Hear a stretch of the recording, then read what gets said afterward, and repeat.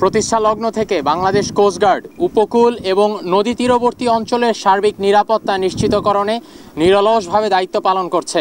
অবৈধ কর্মকাণ্ড প্রতিরোধ এবং নৌপথের নিরাপত্তায় নিয়মিত টহল, যৌথ এবং সাঁড়াশি অভিযান পরিচালনা করছে এই বাহিনী।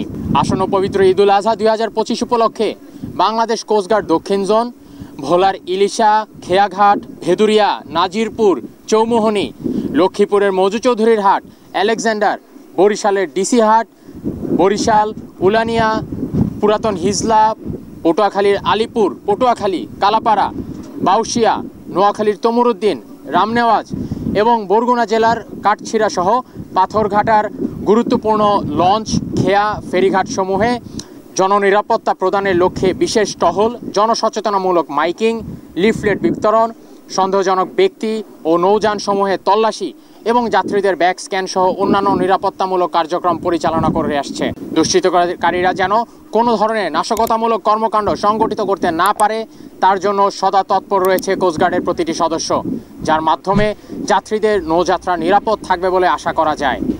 কোস্টগার্ডের এই কার্যক্রম দিনরাত 24 ঘন্টা অব্যাহত আছে এবং ঈদুল আজহা পরবর্তী যাত্রী সাধারণের নৌযাত্রা নিরাপদ রাখতে উক্ত কার্যক্রম চলমান থাকবে।